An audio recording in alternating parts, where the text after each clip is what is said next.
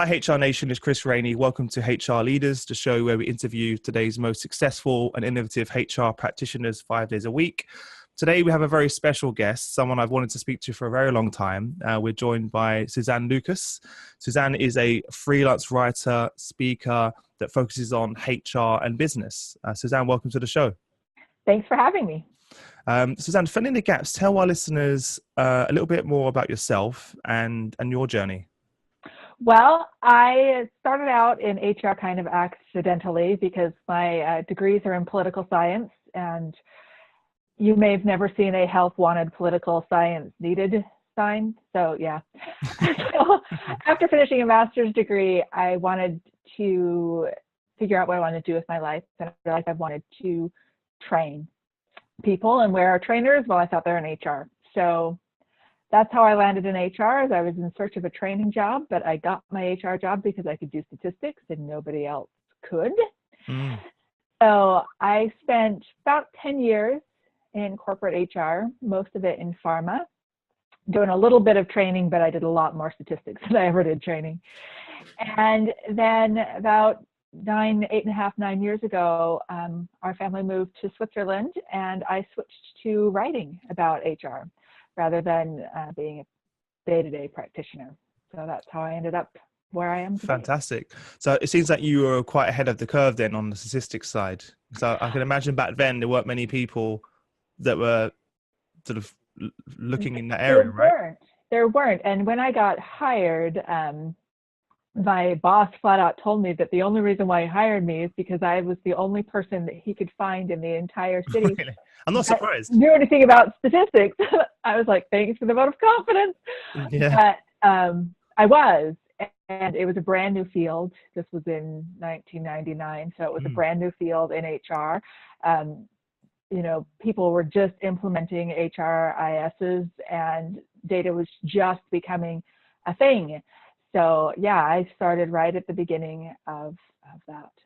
It's crazy to think where you were there. If you look where we are now, it's completely transformed, hasn't it? It really has, and it's so funny because I think about it when I was hired, and my very first real job, I had temped in a couple of HR departments before I got this job, and straight out of graduate school, no real experience. And I'm speaking at the New York State Society for Human Resources convention with all these people that had all this experience, and I was the best statistician in the room. Oh, wow. Well, look, you're certainly, that is perfect for you, right? Perfect timing. It seems like in this day and age, that's a sort of a given, isn't it? You have to. It's just part of the role. So you're definitely ahead of your time back then. So tell us what led to the evil HR lady sort of organization and the brand and everything around that. Where did that all come from? Because that's obviously what caught my mind, and I think caught a lot of HR leaders around the world's mind.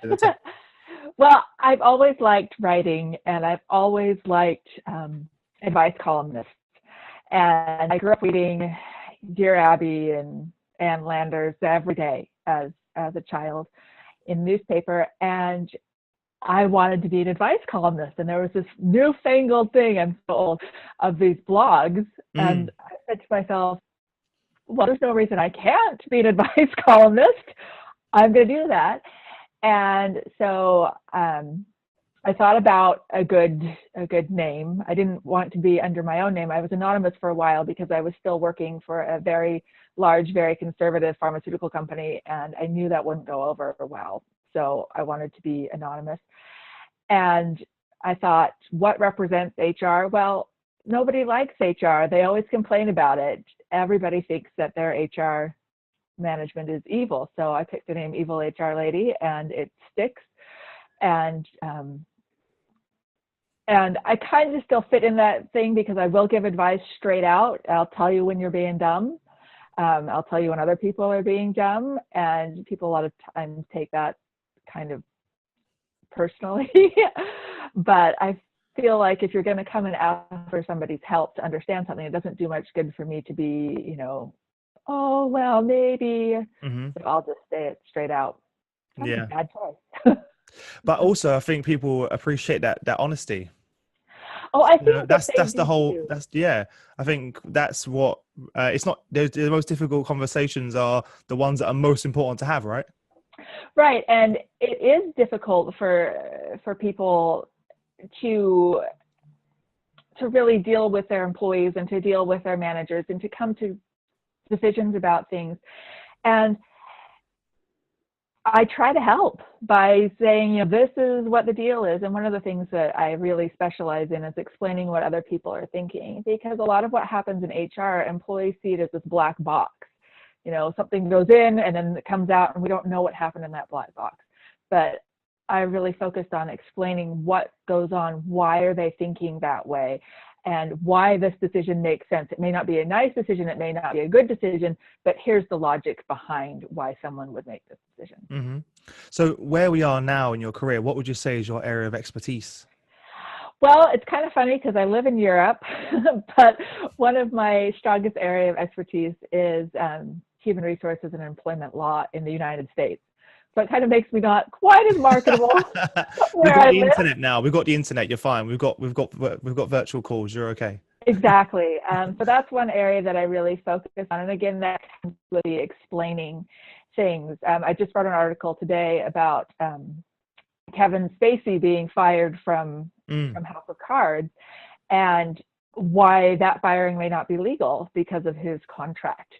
And people don't think about those things, but really, when it comes down to it, this whole scandal, this whole Hollywood scandal, is all an HR mess. Somebody should have stepped in a long time ago, and then when whoever made that decision to terminate him, did they check with Doubt it. HR, or did they respond to the angry mob? I'm sure they did. Because he's a contract employee. And so, that you can't just fire a contract employee unless they've violated the terms of their contract. So yeah, it's pretty relevant to what's happening right now and pretty insightful. So what's one thing around employment law that HR leaders don't know or they're not paying enough attention to? Well, you would think that this would be easy because this is really old law in the United States, but the Fair Labor Standards Act, which determines how you pay people, all right, whether they are paid by the hour or paid by the job, and whether they're eligible for overtime or not. And we kind of have it set in our little brains that white collar workers get paid a salary, blue collar workers get paid by the hour. But that's not exactly what the law is. And it's a far more complicated thing. And with our change into tech, back in the day when the law was written in the 1930s, you were either a worker bee or you were a manager. And so it was really easy to draw those distinctions. And if you're a worker bee, you got paid by the hour. And if you're a manager, you got a salary. But now, unless you're physically working on a production line, most people's jobs are knowledge jobs. So even though you're maybe a low level person, just straight out of high school, you might be in some sort of a knowledge situation. And then how do you pay that person properly? Because what if their job's thinking? And you can't really pay thinkers by the hour, but the law isn't really set up to accommodate for that. And I think this is an area where businesses really need to be more aware and more involved politically, but it's so boring. Nobody thinks about it much until they get sued.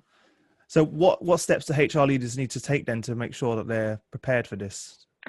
Well, they need to be in contact with lawyers all the time, actually, of which they don't do as much as they should. And they really need to get involved politically because it's a very big political issue. It's a very big financial issue for companies. And nobody really thinks about it until something big happens. And something big happened last year in the United States where they tried to change the threshold level to how much money you had to earn to be considered a salaried employee, a salaried exempt employee. And the whole world blew up, and then that went away and everyone's not talking about it anymore, but it could happen again. Yeah. Sorry, that's really boring.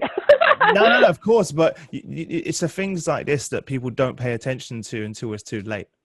Right. or Right. it comes back and bites them, and then oh, maybe I should pay more attention. That's why I like asking that question, because these are things that, if I speak to HR leaders every day, they talk to me about things that they're exciting, and that the nice part of HR, right? But we're talking about things like employment law. It doesn't come off very often, and it also tells me they're perhaps not paying enough attention. Yeah, to and they're not. And if you look at lawsuits, people are not paying enough attention. Yeah, because most of those, I'm sure, I'm probably, I don't know that number, but I'm sure most of those could have been avoided if there were just a bit more attention and paid on. Well, there is. If you want to hear a crazy lawsuit that just kind of went dark because they undoubtedly settled. There was a guy who was a strong Christian and believed sincerely that the number 666 was the number of the beast, and he didn't want anything to do with it. And he worked in a factory where every day that they didn't have an accident, all the workers got a new sticker that said, we've been this many days with no accident. So when it got to about day 650, he went to his boss and said, when we get to 666, I won't wear the sticker. And the boss said, okay, it's a sticker, no big deal. So day 666 rolls around, his boss says, you have to wear the sticker. He said, you told me I didn't have to wear the sticker. The boss says, change my mind, you have to wear the sticker. And he says, I can't wear the sticker. It's against my religion to wear the sticker. And so the boss said, you can either wear the sticker or you're suspended for 3 days. And he went home for 3 days, came back, the boss fired him. Wow. So, this is over a sticker. That's insane. That's basically ego. Yeah, that's basically what's over. I can see the boss thinking, "Oh my gosh, it's a sticker, put it on." Yes. But the law is that in the United States, that businesses have to make reasonable accommodations for employees' religious beliefs. That's a pretty reasonable one. It's a pretty reasonable thing. So the guy sued, but then everything went quiet, which I assume means they settled out of court for a very large amount of money. For a sticker. For a sticker. Yeah, but nobody at that company was willing to, had any clue. Cost them a fortune. They should have hired me. But it just shows you it sounds like it's made up. The stuff doesn't even sound like. Doesn't it? It sounds like it's made up. Yeah. But the media around that, the cost, especially in this day and age as well, with they'll pay just purely just not to have it in the media, right? So it's because with social media now, a story, it's no longer one post can damage. We've seen that recently with all of what you mentioned earlier about Kevin Spacey and the whole celebrities that are coming out at the moment and all the accusations that are being thrown around. It's social media on steroids. Just goes crazy. Well, it is one message I try to get out, especially to HR leaders, is that you used to have a public relations department. Now every single employee and every single customer is your public relations department, and you can't control it. You can't control that anymore. So, no, you're right. In the past, there was a small number of organizations which controlled, social or controlled, the message. But now anyone with an iPhone, with a social media account, that they can change that as well. So what other areas in HR excite you that you're working in at the moment? Well, one of the things that I'm working on right now is this idea of talent. And we talk about talent a lot in HR, and we no longer have heads of HR or heads of recruitment. We have, VP of talent or, talent sourcing or whatever. Mm-hmm. But you know what I'm really talented at? Want to guess? At what? Tell me. I am a talented pianist. Now, have you ever heard me play? Have you ever seen a YouTube video of me playing? No. No, you know why not? Why not? Because I'm terrible. Absolutely terrible. But I've got tons of inborn talent. I took piano lessons for 10 years. I would practice 15 minutes a week, and my teacher would pass me off. And I have all of this talent, but I never developed it. And when we talk about talent in HR, the underlying thing with talent is you're born with it, right? We talk about people who are talented, and but we don't need talented people. We need people that work hard and develop skills. And there are plenty of people out there that have less musical talent than I do, who are far better musicians than I am, because they worked their behinds off doing it. And I'm afraid when we focus in HR on this concept of talent, then we kind of think, well, I'm looking for talent, right? And then that means that I don't really have the responsibility to train and develop, because I need talent. I want to get this talent from the outside. And that's not what we need in business. We need to develop, we need to train, we need to build talent from within. And one of the things that we're not willing to do in this day and age is invest in our employees, because we're afraid they're going to quit. Well, why are they going to quit? Because we're treating them poorly. You were saying you're not part of that sort of 5%, or you're not talent. You're not talent, so we don't need you anymore. Or, you know, when we hire and we have all these applicant tracking systems and we have 400 keywords and we'll only look at people that match all 400. That's really dumb. And also it seems crazy because that makes up, you know, a very tiny % of your workforce, right? Right. So if you invest in all of the money up here and all of the time, except it makes sense. So where do you see it moving then? Well, right now I see we're moving more into this talent thing. I think you're right, but where do you think we should be moving? I'm going to try and stop it. Yeah. But we need to talk more about development. We need to, you know, one of the problems that we have is that the universities, the colleges weren't set up for today's workforce.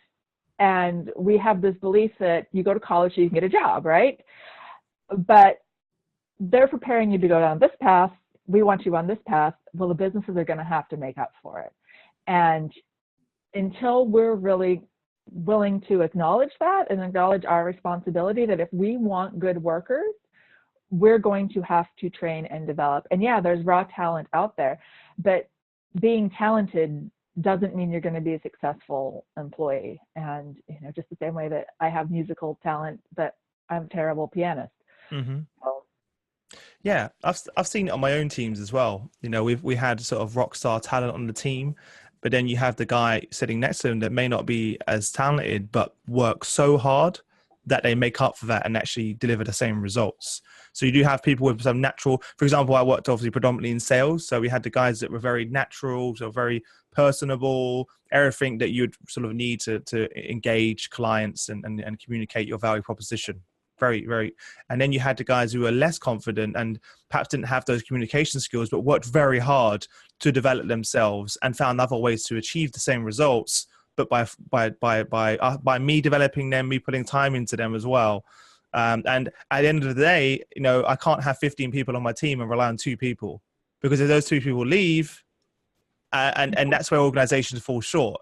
So I saw that on a sales perspective, relying on the top talent in my team. And once they move on, all of a sudden you're in a position where you go, okay, what's happened? Half of my team's gone. Oh, my revenue now is gone for the team. Do you see this happening in businesses as well? Absolutely. And part of the problem that you have is that if you're relying just on talent, on this pure talent, that you're going to hit a wall far sooner than someone who is willing to work hard, because anybody can work to improve themselves. But if you're just like, I am talented, this is something I'm great at, you don't develop yourself and the company's not developing you. And why should you work? Because you're awesome, right? But you're going to get to that point where your natural skills, your natural talent aren't enough. So if you're not a worker, you're going to hit that wall far sooner than someone who maybe isn't as smart or maybe isn't as talented. The natural salesperson is going to hit that wall because they've hit walls before and they're going to keep going through. And I guess that goes also with that principle of grit, which is also really popular right now. But so that's these are ideas that I'm no, I can tell you right now that, you know, when I first started doing what I did, those jobs didn't exist. There wasn't a global head of talent, or there was a few, but, you know, now every organization has one, right? Yeah. And I saw that develop. We talk about, that's the word we use. We talk about talent shortages. You know, we don't talk about, okay, we have a training shortage. We're not training people in the right way. And why are we not, as business leaders, communicating with universities saying, you know what, this is what we need to produce? To kind of let them be in their own sphere but yet demand that our employees go through this training that is completely irrelevant to a lot of our businesses. Yeah, I'm glad you brought that up, because it's something that I've never thought about. And every single program that I've launched in HR space, talent is the number one Yeah. stream of topics, right? You know, we have our different streams of across our events, and of course, talent is the one that's always the main focus on. But I've never thought about it in the perspective that you said, and it makes so much sense considering that the majority of your workforce doesn't fit into that category. So what are we doing on that side if the focus is all on the talent as well? Right. So what do you think the potential impact could be then if we continue down this path of focusing on that very small percentage of employees in the organization or externally? Well, you're going to crash and burn because there isn't enough innate talent to go around. And especially as we have a great diversity of companies doing all sorts of different things, but they all need the same back-end people. You know, every company needs IT people now, every single one. You're right. You know, even I, who am self-employed, I have a web developer that I hire to maintain my website. I'm one person, but I still have to have an IT department, and, you know, God bless Laura, because I couldn't serve without her. You know, and so we're all fighting, no matter what we do, we're fighting for the same small bit of talent, but not doing what we need to do to create new skills in people so that we can move forward. And then it becomes a battle, because if you've got this talent, or if you've got the drive to learn it on your own and the means to learn it on your own, then you're in demand and you can, you know, make your own, you know, salary requirements. Yeah, very interesting. No, of course, very, very interesting area. Have you? What are your suggestions then? Of course, you said reach out to universities, obviously build those relationships so you can. That makes perfect sense. So you can align yourselves. And any other practical advice you could give? Along with the university thing, we need to expand internships, and I think we need to make more of a recognition that that's really a critical step. And one of the things that I've learned living in Switzerland, which has a completely different educational system to the US or to the UK, and they focus very heavily on internships. And you start doing an internship, you know, if you're going to be a standard white collar worker, you start doing an internship at 15 or 16. You know, in the United States, you would start doing an internship at 21 or 22, your, you know, last couple of years of university. And so in a global context, when, you know, a US kid is 22 versus a Swiss kid that's 22, they both have matching degrees. The Swiss kid's got 6 years of experience in an actual office, in an actual business function. And when he's sitting in class, he's learning stuff and then immediately taking it out the door and applying it at his internship. Mm-hmm. Whereas in the US, we spend all of this time in the classroom and then we apply it at the end, but there's nobody bridging that to say, you know, this is why we learn this and why we learn that and how this helps with your career. And I realize a lot of academics don't like that because they say, oh, the purpose of university is to not prepare you for a workforce. But we as a culture say the university is there to prepare you for a job. Mm-hmm. So that's one thing that employees need to do. The other thing they need to do is think about the long-term training of their employees and to treat their employees better so turnover stops being such a big of a problem. And one of the ways that they can do that is train in exchange for a commitment to stay. So if we send you through this training course, then you stay with us for X number of years, or you have to repay the costs of it and things like that, which some companies do. Some companies do for formal degrees, but not for other things. Yeah. I'm seeing that happen more and more now, actually. Recently, I spoke to a few HR directors who were saying, you know, I said, what would you rather hire, experience or someone with all of the CIPD modules and all of the qualifications? And it's always experience. And secondly, they would rather have someone come in and they could build it within the business than hire that talent in. And I think that's becoming more and more the reality for many businesses. They're understanding that the amount of time and effort you're going to put in to grab that talent, like you said, there's such a finite amount that actually you should probably be invested internally instead to build the talent that you already have within the organization as well. Even in my own career, I was obviously a very young leader, and it was funny to think that I had not gone to university and I'd learned on the job for many years, and that everyone coming into the team were the same age as me and had all just gone through 3 to 4 years of university. And then, I had already been there for 5 years doing the job by the time that they joined the organization, if that makes sense. So Yeah, absolutely. so I was already sort of 5 years ahead, and my peers and even my friends who were just starting in the corporate world, I was looking at them saying, I've been doing this for 5 years and you guys have just started, which is I didn't realize it looking back, but I think more and more now we're going to see that happening, where people go work on experience rather than going to university as well. So it's definitely a shift. There's obviously value in both. I'm not saying there isn't, of course. There's Absolutely, huge there value in Yep. both, but I think it's contextual. If you're going to build a business, build a business. I don't think you need to go and do business studies. That's just my opinion on Yeah, that. I mean, there are things that you can learn Sure. absolutely in university, but the funny thing is the things that I learned the most from aren't necessarily the classes that, of course, as I said earlier, I was trained as a political scientist. Woo! Somebody probably should have clued me in earlier that wasn't exactly a great career path. That you're 18 and you're like, oh, politics are fun. But I learned there how to put together a logical argument and how to write a paper. And I did a lot of philosophy, which surprisingly comes in handy on an HR thing. Of course.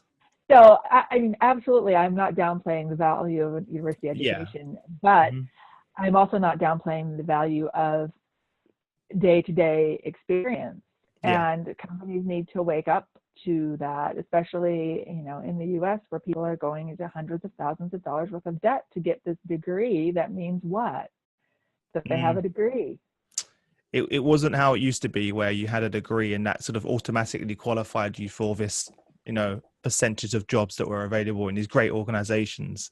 It seems it doesn't work that way anymore, does it? So it's a big shift, and I think it's we've got a long way to go. It's going to be a big shift in the education system, as you said, and then of course the organizations perhaps communicating that with them more clearly to understand the needs and requirements as well. So it's a lot. We could have a longer conversation on this. It's a huge area. So that leads us quite nicely on to the quick fire round, where I'm going to ask you 5 questions, and you have no more than 30 seconds to give us some amazing answers. Are you ready? No pressure. No pressure. What was the number one thing that was holding you back from leading a career as a freelance writer and speaker? My fear of failure. So why try if you're going to fail, right? Yeah, I certainly know that feeling. What was the best piece of business advice you've ever received? The best piece of advice that I received, as far as my writing is concerned, came from Susan Heathfield. She's an HR writer as well, and she emailed me early on in my blog life, and she said, I really like your voice. And I emailed her back and I said, but it's kind of weird. It's not, I'm not normal. I'm not the normal thing. And she said, no, you shouldn't be the normal dry HR person. Keep your voice. And so I've done that, and I've been successful that way. Yeah, no, I think that's great advice. A lot of be yourself, right? That's what makes you stand out. A lot of people try to conform to this, what they feel is the right representation of what people want to see, whereas actually, in fact, you just blend in with everyone else. So you want to stand out and be yourself. By no means did I ever think I'll be doing a podcast as well. All the cool people do podcasts. Oh, the cool bit, is that what it is? Okay, I'll take that. What's one book that you'd recommend for our listeners, and why? This is going to be an odd thing, but the book I recommend, and I think everybody should read it, is Life and Death in Shanghai. And it is the true story of a woman that was caught up in the Mao's revolution, and she was a wealthy woman, and she is thrown in prison. And the reason why I want people to read it is because it gives you such a different view, and it teaches you really how organizations can work really effectively, even if the people in them are horrible people. And sometimes companies, they make bad decisions based on mob rule. And I think it's a really valuable book for everyone to read, and no other choice. Oh, I'll certainly link that in the description. Could you share one internet resource that you use to keep up to date with your own sort of research or stay in tune with current events? Well, I follow New York Times and Washington Post and Wall Street Journal and all of those normal things. But one area that I keep up with really well is I follow a whole bunch of legal bloggers, John Hyman, Eric Meyer, Robin Shea, Dan Schwartz, and they keep me up to date on what's happening in the legal realm, and that's really important for me. Fantastic. And what's one thing about your business that most excites you today? It's that in the beginning when I had that fear of failure, and now I don't, because I failed a lot.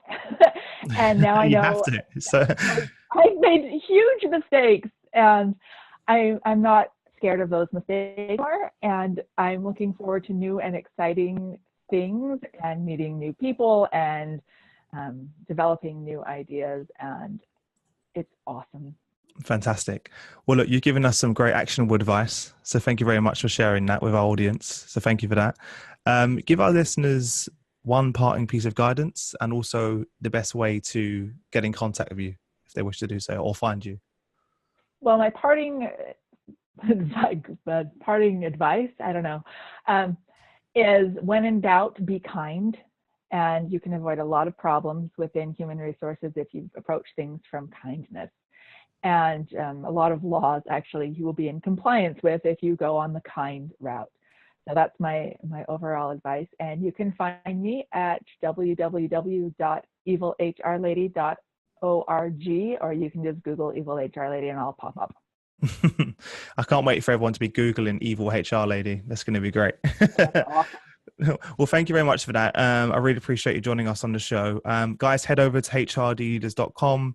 There you'll find all of the show notes on the episode, all of the resources that have been mentioned. Thank you again for sharing the journey with our listeners, and I wish you all the best until we next speak. Thank you so much.